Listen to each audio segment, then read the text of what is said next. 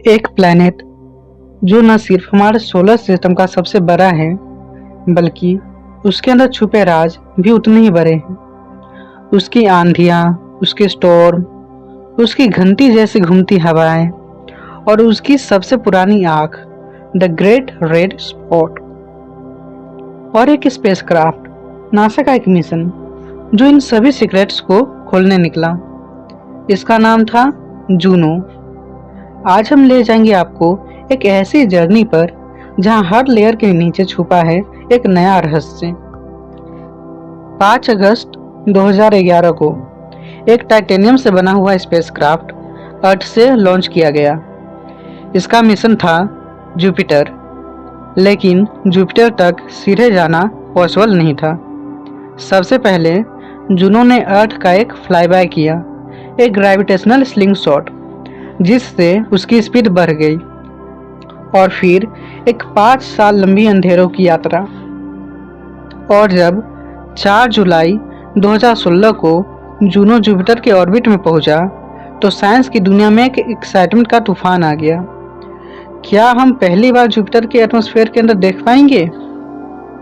Jupiter एक ऐसा planet जो 1300 आर्ट्स के बराबर साइज का है और उसका मास सोलर सिस्टम के सभी प्लैनेट्स का 70% जुपिटर के पास है।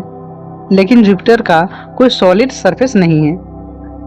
उसका एटमॉस्फेयर हाइड्रोजन और हीलियम से बना हुआ है, लेकिन हर लेवल पर नए सरप्राइजेस छुपे हैं। जुपिटर के ऊपर एटमॉस्फेयर में है कलरफुल क्लाउड बैंड्स।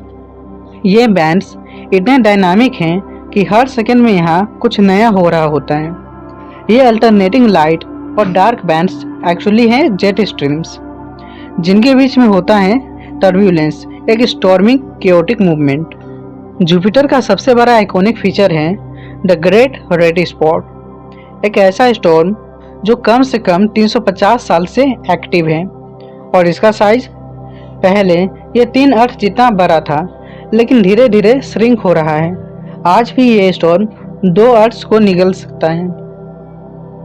जूनो के माइक्रोवेव रेडियोमीटर ने यह बताया कि यह स्टॉर्म सरफेस से 300 किलोमीटर नीचे तक जाता है। 8 के स्टॉर्म्स के मुकाबले में यह तूफान एक महामौत है।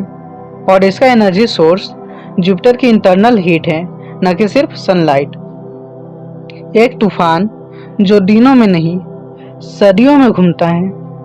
जुपिटर का ये लाल निशान अभी हमें बताता है कि नेचर कितनी मिस्टीरियस हो सकती है।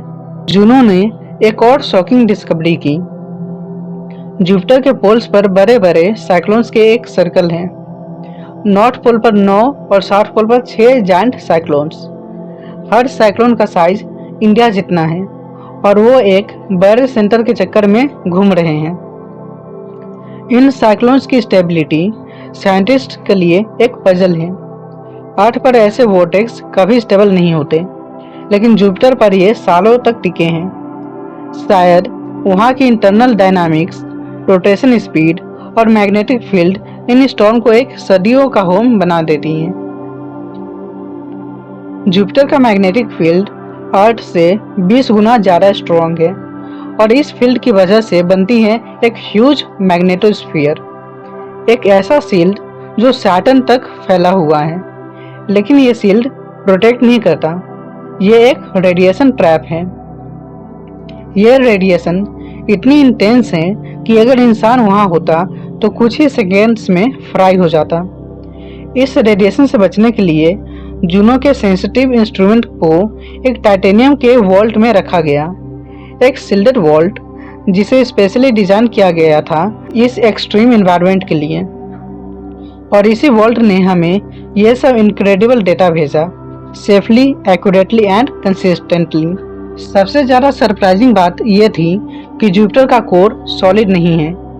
पहले साइंटिस्ट सोच रहे थे कि जुपिटर के अंदर एक छोटा सॉलिड कोर होगा, लेकिन जूनो ने बताया कि जुपिटर का कोर एक फ्यूजी कोर है, जहां रॉक और मेटल गैसेस एक साथ मिक्स हो चुके हैं। इसका मतलब है कि जुपिटर का अंदर का हिस्सा एक स्लरी जैसा है।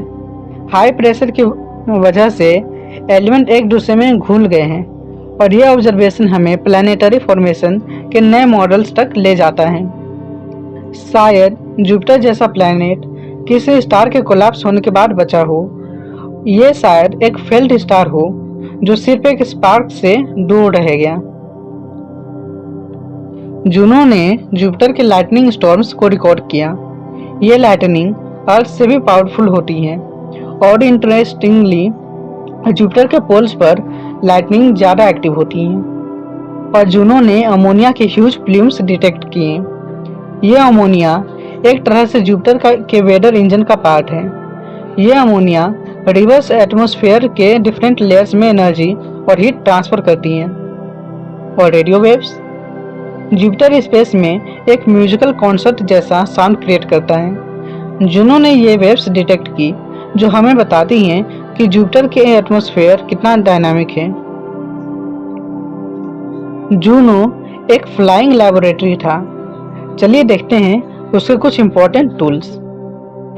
जूनो कैम पब्लिक इमेजेस के लिए, microwave radiometer atmospheric layers scan करने के लिए, magnetometer magnetic field mapping, gravity science, internal core analysis, waves instrument auroras और रेडियो सिग्नल्स डिटेक्ट करता है। इन सभी टूल्स से मिलकर जुपिटर का एक कंप्लीट एमआरआई स्कैन किया। जुपिटर का extreme environment, intense radiation, high speed winds और पावरफुल मैग्नेटिक फील्ड सब कुछ जूनो के लिए डेडली था। हर ऑर्बिट के बाद एक रिस्क था कि स्पेसक्राफ्ट के इंस्ट्रूमेंट फेल हो जाएं। लेकिन एक केयरफुली प्लान्ड ऑर्बिट, एक पावरफुल डिजाइन और एक डेडिकेटेड टीम के कारण जूनो ने मिशन को सक्सेसफुली कैरी किया। जूनो की डिस्कवरीज सिर्फ जुपिटर तक लिमिटेड नहीं है।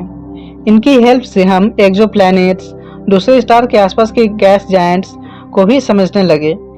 जुपिटर एक टेम्पलेट बन गया है जिसे हम दूसरे प्लैनेटरी सिस्टम में अप्लाई कर सकते हैं। मतलब जुपिटर एक मॉडल है और शायद कहीं किसी और गैलेक्सी में भी ऐसा ही कोई जायंट होगा अपने मून्स के साथ। दोस्तों, जुपिटर के सीक्रेट्स सच में माइंड ब्लोइंग है।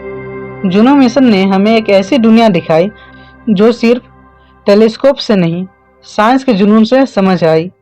अगर आपको स्पेस की मिस्ट्रीज पसंद हैं तो चैनल को सब्सक्राइब करना न भूलें और कमेंट्स में बताएं आपका फेवरेट जुपिटर का फैक्ट कौन सा था। अगले वीडियो में चलते हैं सैटर्न के रिंग्स के अंदर या शायद यूरेनस के टिल्टेड सिस्टम के पास।